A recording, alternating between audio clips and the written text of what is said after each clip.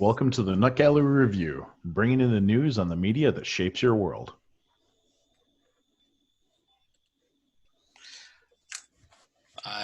Welcome to episode 164. I'm Jason Schulte. I'm Sean McFadden. And I'm Mike Anstedt. Well, the April movies and my topic to talk about are all kind of going to emerge together because most movies have been delayed. So there won't be a whole lot to talk about there. And the big news is that most movies have been delayed. Just a couple of them to note is Trolls World Tour was due to come out April 10th. The sequel to Trolls will be now released digitally for 48-hour rental periods for $19.99, which seems a little high to me. For rental? Yeah, you get it for 48 hours for $20. That's very high. Yeah. Well, they're looking at probably that, any parent and child going to the theater together, you're going to be paying that anyway. Yeah, but if you wait another 3 months, you'll be able to buy it for $19.99 and own it. Also true. Yeah. Also true. So I kind of feel like they're gouging right now to try to make up revenue they're going to lose. Maybe. What else you got, Jay? Also, to be released was Promising Young Women on April 17th. Stars Margaret Robbie, Chris Lowell, and Molly Shannon. This is going to be released to video on demand now instead. It was to be released at a film fest that was canceled, so this is now just going to go direct to video on demand. And that's about it. Everything else has been delayed or canceled. I know that the Black Widow movie has been delayed as well. So was that supposed to be in April or May? It was supposed to be May. Okay. Yeah. So yeah, I mean, I guess it makes sense if the theaters are closed that we're going to have delays. And there was something else that was another big one that was pushed back to December. Oh, the James Bond film. They're gonna They're gonna move that to December. So I think the big releases that have multi-million, hundreds of millions of dollars invested, they will have to move them to try to recap their. Did the James Bond one get delayed for another reason, though? I didn't think it was just strictly the coronavirus. That was the reason that I had heard. Okay. Anyway, so that's what we have for April new movies. We can move on to DVDs.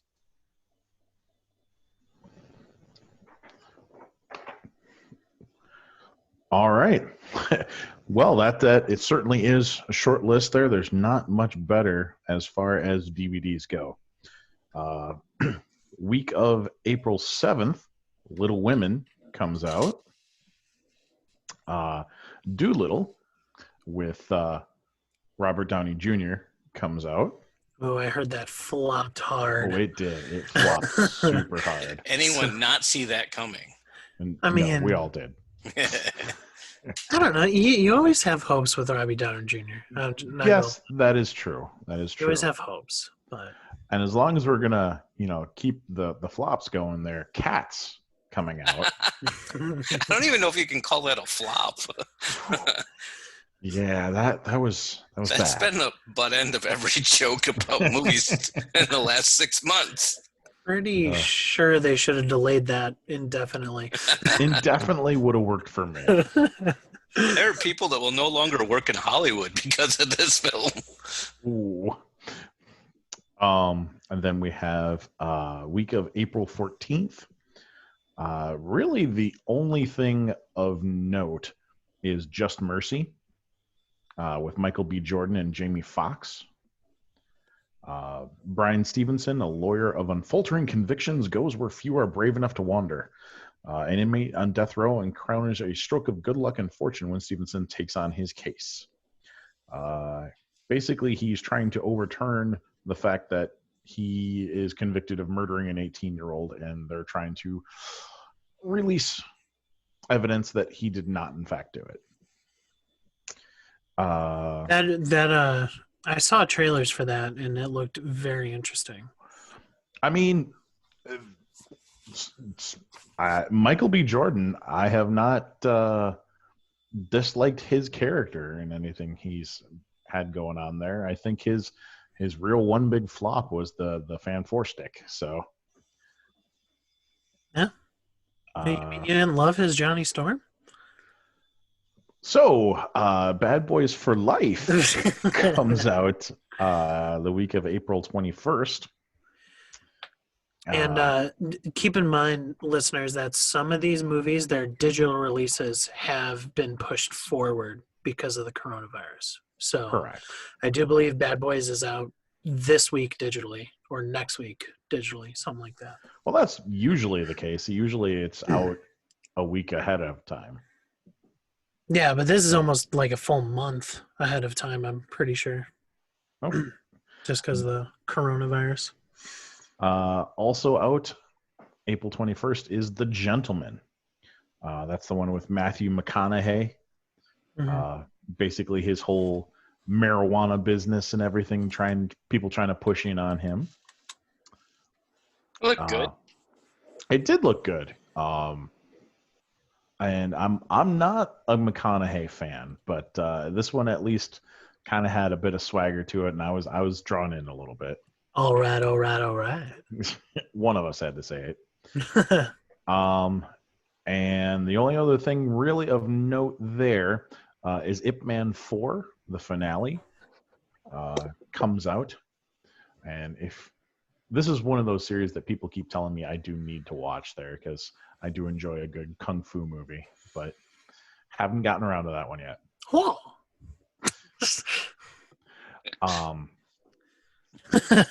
Week of April 28th.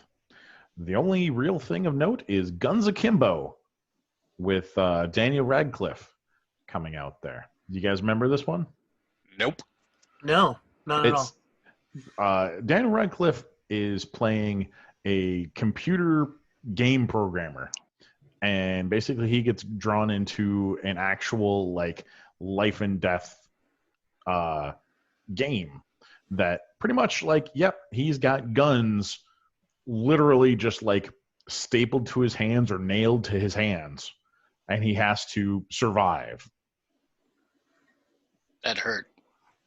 Yeah. So, and that's it. Not a whole lot going on. I wish there was more to tell you, but that is the extent of it. Well, I guess that's good. You'll be able to keep your social distancing and by not going out to buy stuff. That's fair. That's fair. Certainly a time to be streaming. Yes. Mike, you got video games? I do. Video games 2020.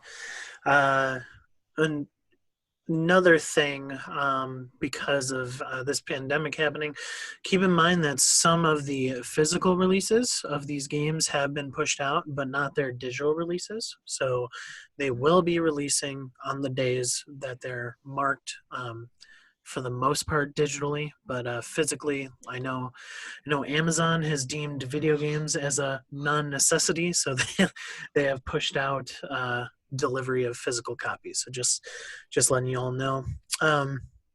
First, we have Totally Reliable Delivery Service, which is all the systems coming out April 1st.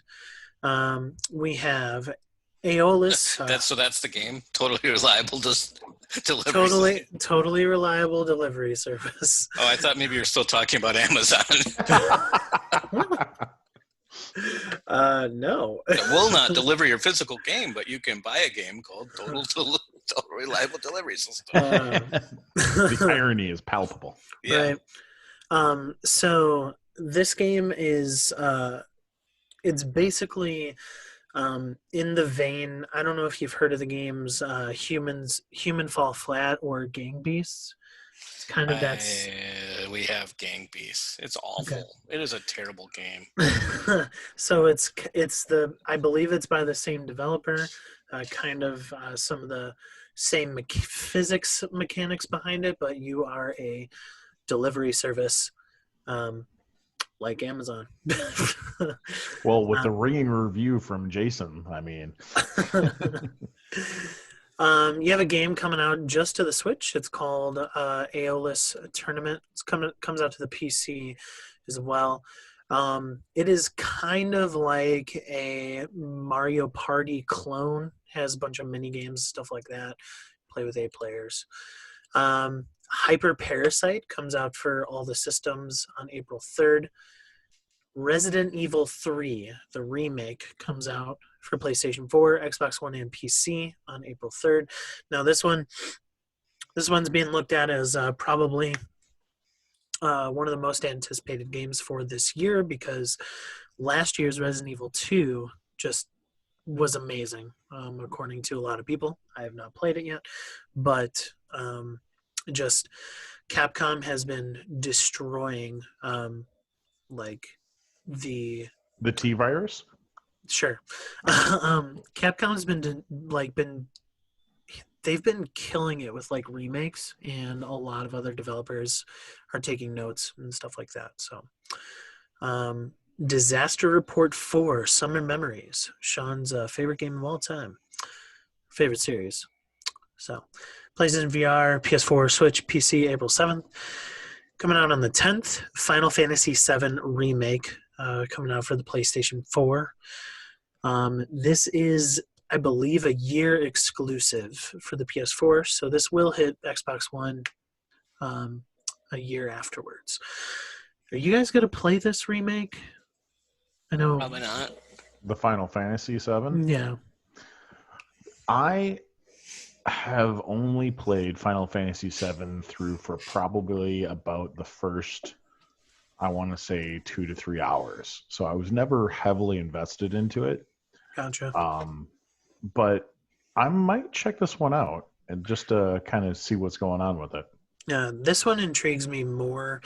I tried playing the old school one and got like 2 hours in, but the turn-based style of game, the formula there, it just wasn't really hitting me right. So this one being a 3D like action game kind of makes me want to try it out, but we'll see. Dead by Daylight is a pretty famous game in the survivor horror genre, and that is coming to iOS and Android on April 16th. A game called Deliver Us to the Moon on April 24th is coming out on the PS4 and Xbox One. The Deliver Us to the Moon, that's the one where pretty much like the energy sources on Earth are dead and you have to basically go to the moon to set energy up for the Earth, right? I believe so. I'm double checking. Clickety click, clickety click. Good thing I have a computer. Advantage of quarantine podcasting. So this actually was delayed. It was supposed to come out October of last year.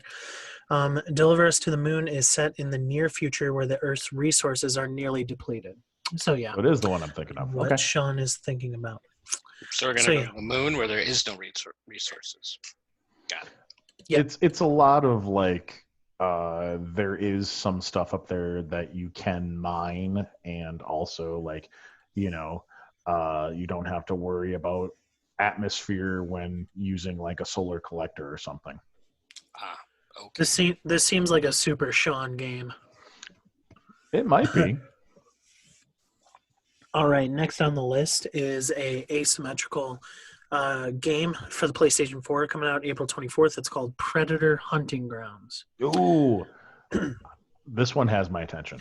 So this game is in the vein of recent hits, Friday the 13th, as well as Dead by Daylight as well.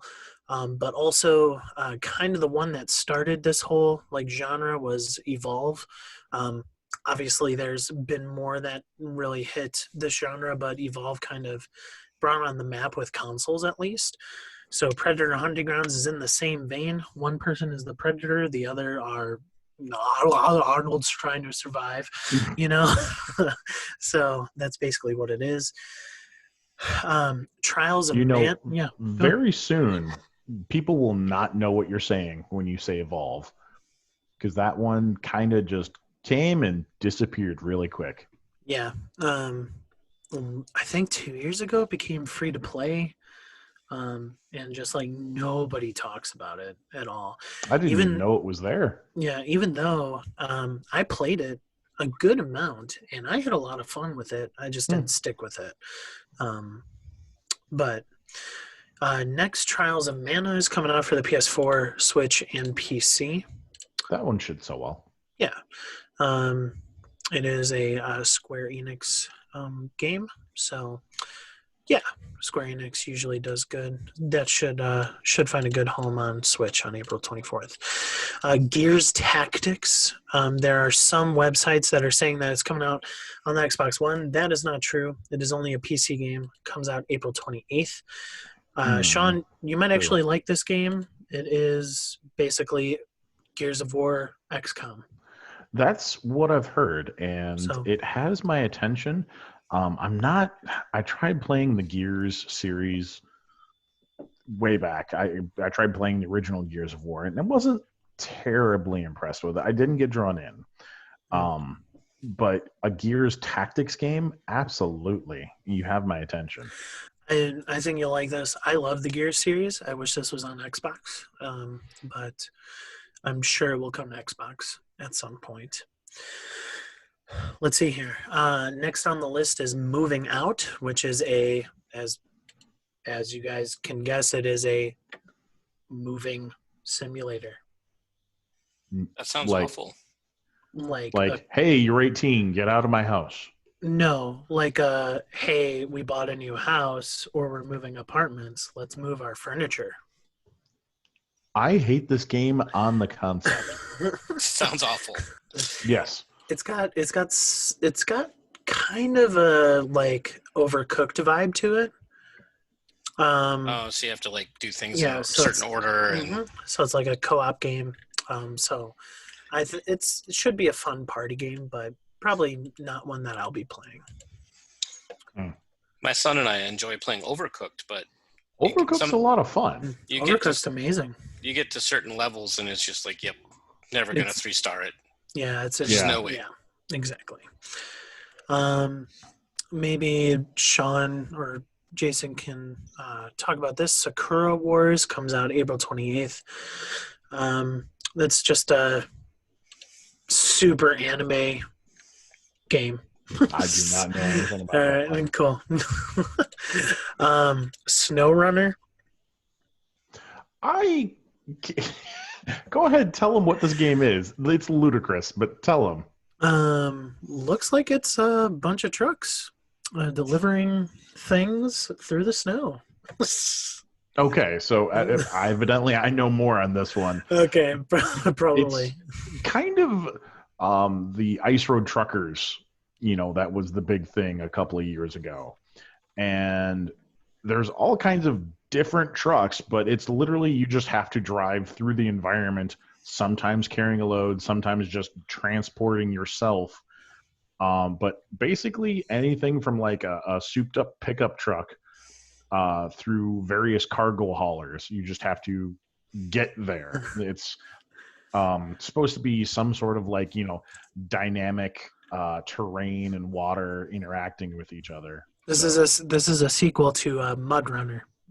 Oh, jeez. But yes, exactly what Sean said.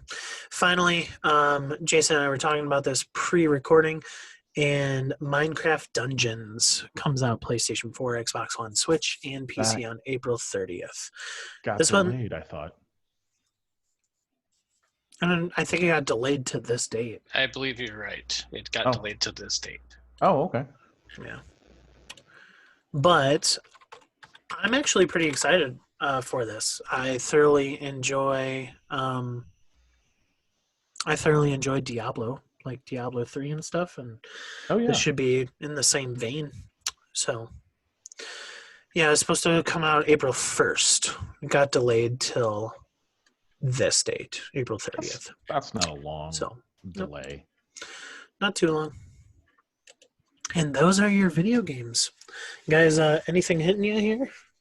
Is that the end of your list? That's the end of my Or is list. it just a big long pause for nothing? Or, so you're saying there's nothing? The Gears Tactics I'm going to look into, and of course, any game with the Predator I'm going to look into. The May releases has some heavy hitters, so we'll see what we got next month. So, all right. Well, this is just moving right along. Everything's delayed, Jason. Yeah. Moving on to Movie Classic. And it was my pick. And we've done a bunch of stinkers for musicals. So I chose to pick one of my more favorite musicals, and I picked Across Universe. Moulin Rouge is not a stinker. Moulin Rouge is one of the worst movies ever made. Debatable. I'll agree on Rocky Horror Picture Show, though. All right. Well, let's let Jason finish his intro, though. Well, since we're using this really cool technology, I want to try to share my screen and actually play the trailer. See how this works out. Are we doing a video podcast this time around? Can't hear the audio, though. Any better? Oh.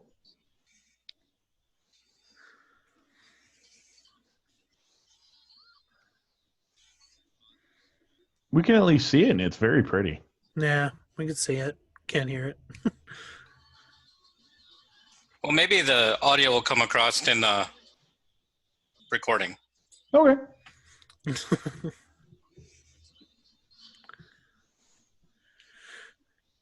So psychedelic.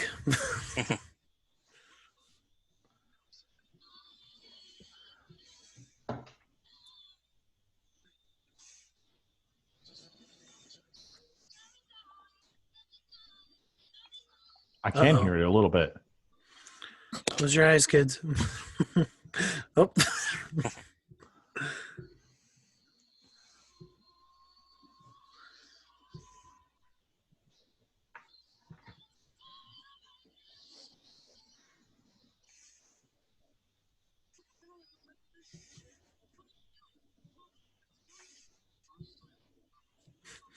I like how movie trailers back in the day shared the whole movie. It's I don't even need to see this movie anymore. That's one of the biggest plot parts.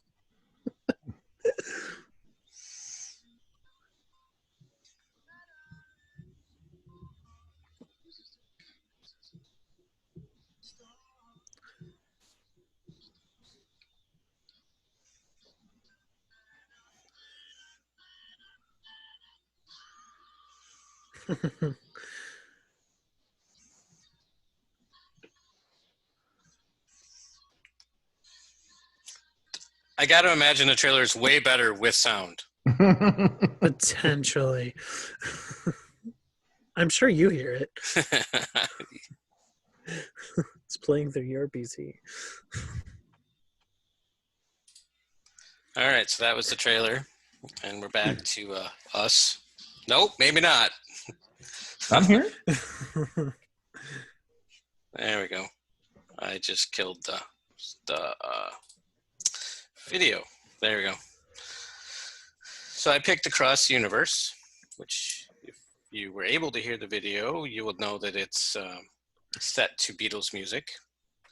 And there was a fair amount of Beatles music in the musical that I didn't realize was Beatles music until it's kind of in your face as Beatles music.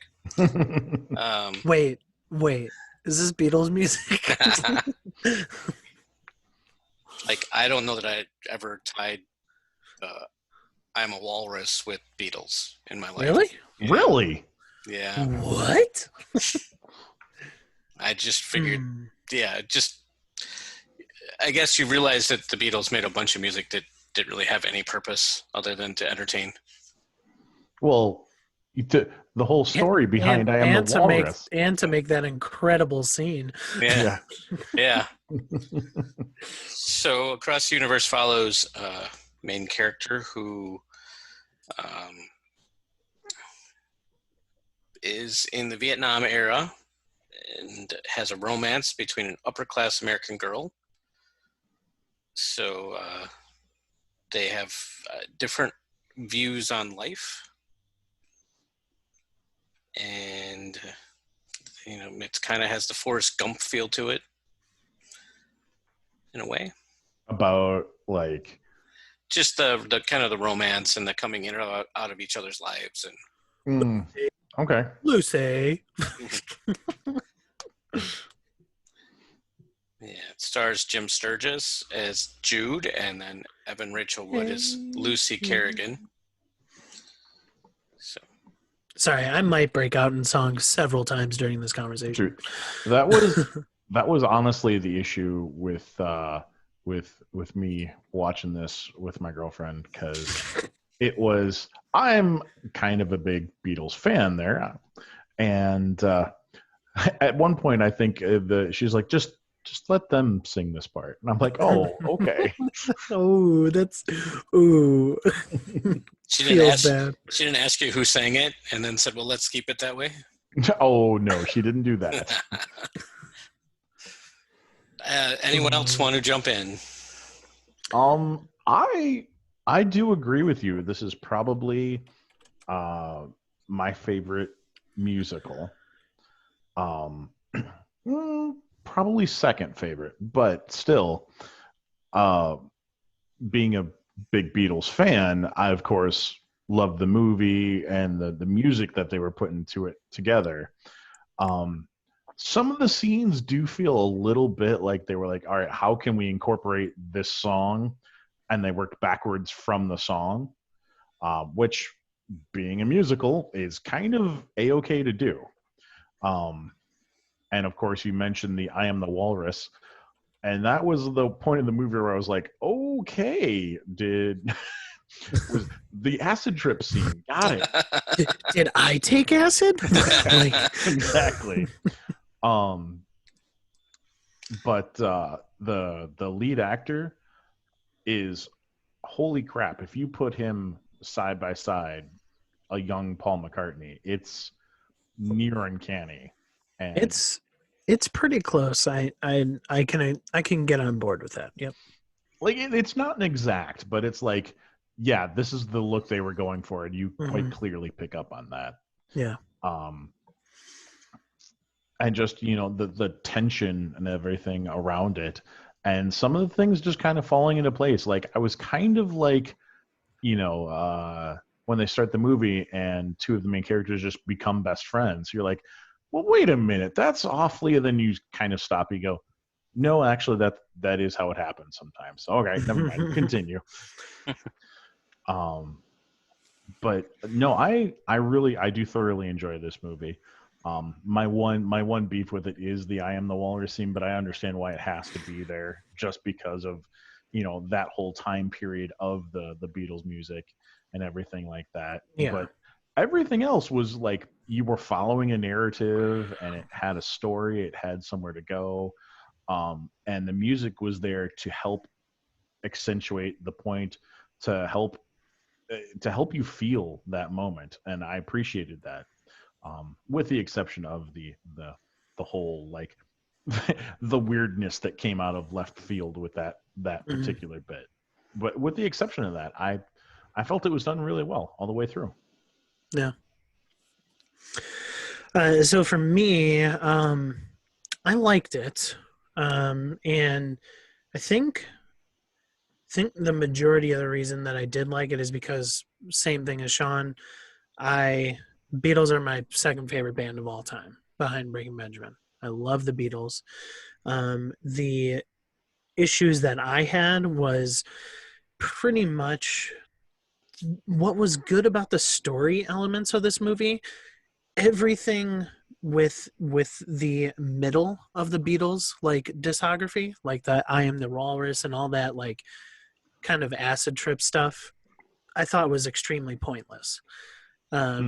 and I didn't care for that aspect, like, because like I believe you could have used potentially other Beatles music to create this dynamic of Jude and Lucy growing closer together, and not, and also the group of friends, growing closer together, and that kind of aspect of that movie, or that portion of the movie. Sorry. I do agree with you, but there are some Beatles fans that's their favorite part. Yeah, see, but that's the thing. Like, Beatles, and this is my opinion, obviously. So let me caveat with that. Clearly. But the beginning of the Beatles, like their Ed Sullivan stuff and like their beginning albums, skip the psychedelic stuff, and then their stuff after that, like their Let It Be album and stuff like that.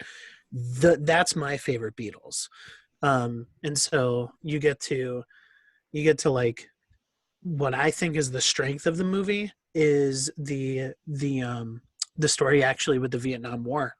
I think that's the most strength of the movie, as well as the biggest strength of using the Beatles music to the story's advantage. And then I thought the third act of this film is phenomenal, especially with the Beatles music going side by side with the story and everything. So you're right. The cinematography, I don't know whether it was, the way they shot it, how they pieced it together, but it's when the music swells, it's, something really kind of impactful coming there. And then just, they kind of draw out the lyrics a lot in this movie. They kind of, stretch out the song and the lyric a little bit for that kind of longer scene. And it works well a lot of the time. And the soundtrack for this movie alone is worth seeing. And the people that they have performing those are fantastic. Regardless of what you think of Beatles music and how they progressed in their careers and the way their music changed throughout the years, this movie is legitimately perfect in telling the story of how their music came out. Like it started off with just like kind of simple just like Ed Sullivan show, like the black and white Beatles. Even in this movie, it started off with that, and then it kind of progresses to this story. This movie is the Beatles story, like with their music, and I just that's one of my biggest takeaways from this movie, is that the Beatles music shined so well in this movie, even though the Beatles, I Am the Walrus and that stuff is just not my favorite Beatles stuff. So, but I would have to argue at this point that if they left that out, it would be glaring. It'd be glaring that they left that section of their music out, because it was a different Beatles. But it was also a part of that time. They were making music for that time.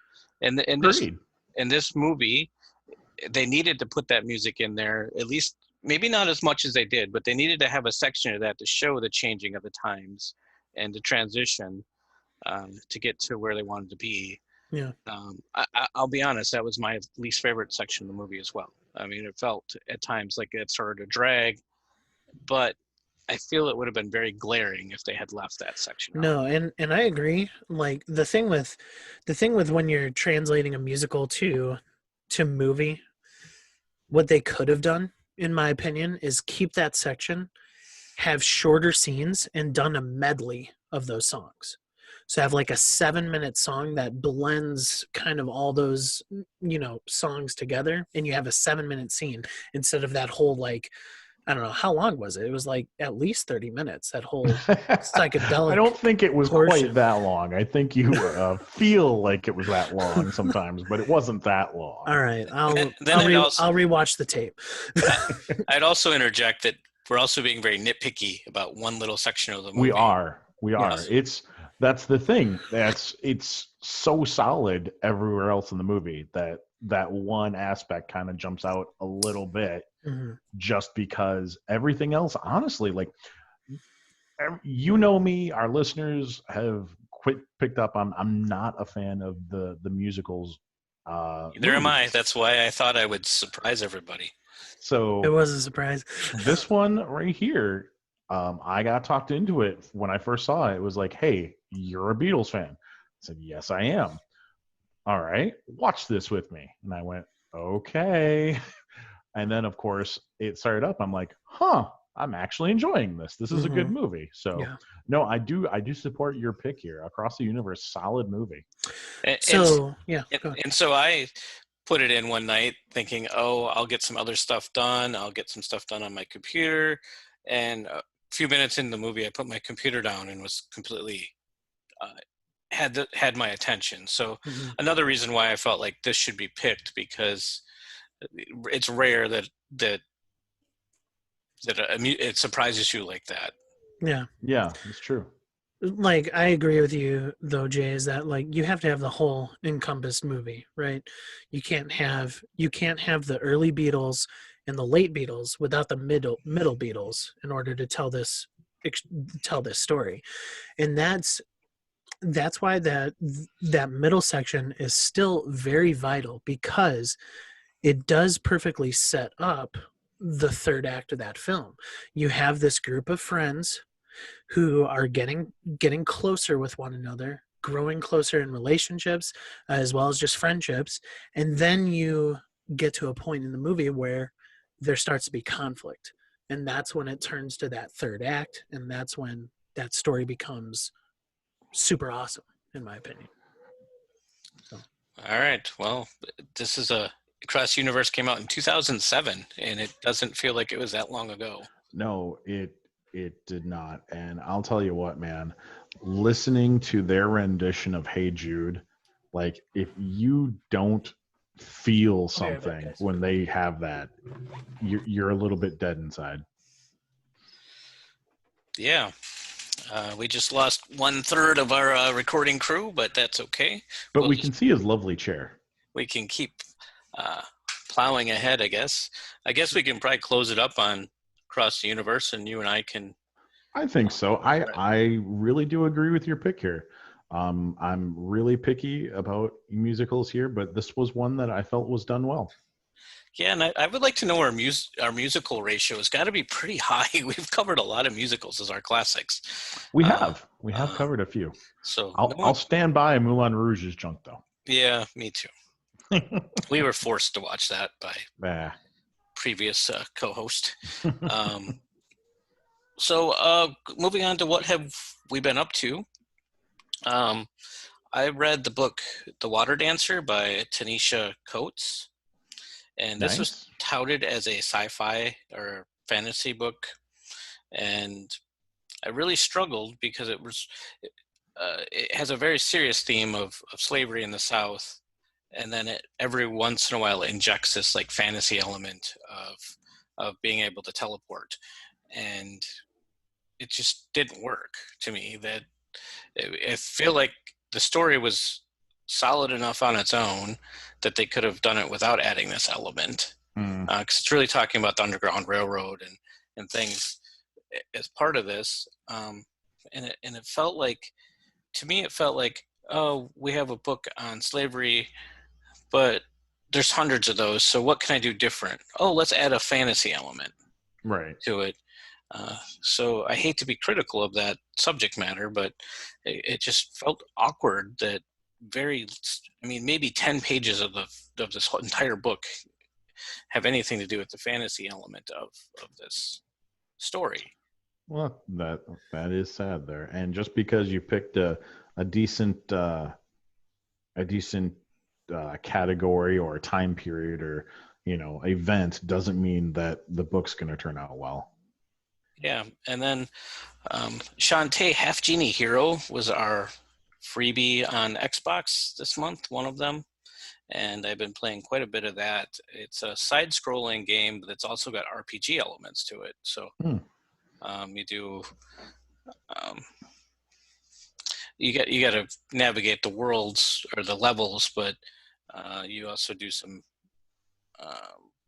upgrading and things. But as a genie, you also get dances, so you can become a crab and a bat or a monkey. And I think there's an elephant, which I haven't gotten yet. But so part of your genie dance, you can transform into other things. Crazy. So that's kind of cool. So I'm working my way through that game. I've had a fair amount of fun with it. It's super challenging, especially if you want to like complete certain challenges. You have to. There's one where you're sliding down this like ramp, and then barrels come sliding down, and you have to jump them. And if you jump all of them without touching any of the barrels, you get an achievement. And I must have tried 20 times to achieve that. So it's definitely got some pretty challenging elements for a game of its design. And that's Nice. the end of my list. All right.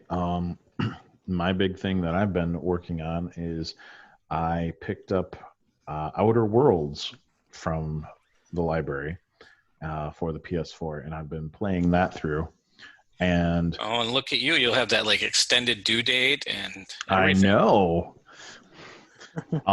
But yeah, this really does feel like Fallout meets Firefly is the only real way I can describe it. In fact, the first character you meet, I describe her as not Kaylee, like down to the floral pattern in the hair, the speech pattern, and I'm like, they knew what they were doing.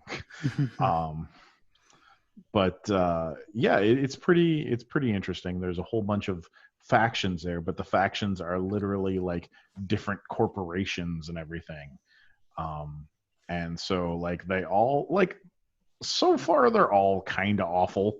And so you kind of have to just get by and like, all right, I'm working for you right now. I'm not really a fan of you, but whatever. But it's been a lot of fun there. I've started re-listening to the Dresden Files in preparation for not only the one book that was planned to come out later this year, but a second book he's sneaking in December that was just announced yesterday. So pretty excited about that. Otherwise, TV-wise, pretty excited to finish the Picard series because they're making CBS All Access free for the next month there, so we can watch that series. Did enjoy Dropkick Murphys streaming. Just as long as you remember to cancel your subscription, otherwise you'll get charged because you do have to give them a credit card. Yep. Sneaky bastards. Enjoyed the Dropkick Murphys concert. I missed Lindsey Sterling and Metallica, but hey, Metallica's doing it again next Monday, so got to enjoy that. And that's pretty much it. I love Metallica. Hey, they're doing Metallica Mondays every Monday at 7. So, Mike, what have you been up to? Well, quarantine life with a toddler, let me tell you. So as far as fun stuff goes, video games wise, I've been playing, I downloaded Warzone, which is the new Modern Warfare battle royale. So been playing that and kind of got back into like playing Call of Duty Modern Warfare multiplayer as well. So been having some fun with that as well. Which is good. So I think you just had a minor stroke there. Yeah. So make sure you don't have a fever. Yeah, no, I'm good. My son just started crying. I think the wife's taking care of it though. So playing Warzone and then playing Apex Legends still. That's kind of one of my go-to games as far as that. Trying to finish Ori and the Blind Forest before I start Ori and the Will of the Wisps. Just the Blind Forest is just this lovely platformer, just really cool physics. It is somewhat of a grind, but it's good nonetheless. And then also Slay the Spire came to Xbox Game Pass, and I started playing that game, and I love it so far. Ugh. Why are you shaking your head? Because it's just it's a straight ripoff of a mobile game that's been out there for a while, and I'm upset that they made a full console game based on a mobile game. Sorry, I started playing it and I was like, "You've got to be kidding me!" Down to the abilities and everything, it's the same game. So it's also a roguelike? The whole like see as far as you can get, the characters, the everything, it's the same game. You can play for free as a mobile game. Interesting. Yeah. I don't care. Okay. Yeah. And then I started watching Brooklyn Nine-Nine. That show is so funny. I love it. Super funny. Let's see. I'd call you late to the party on that one, except I'm watching Doctor Who right now, so I'll let you continue. Yeah, I'm definitely late to the party, for sure. Other than that, been watching a show called The Good Doctor with my wife. That one's pretty cool. It's about this autistic surgeon who is not really respected in his field. And he's just got hired on as a doctor. When the president of the hospital takes a chance on him. So pretty interesting show, pretty fun. But not really reading anything right now these days. I don't know why, just not. That's about it. All right. All I could think of. All right. Well, until next time. Good night, everybody. Stay safe. Stay safe, everybody. Adios.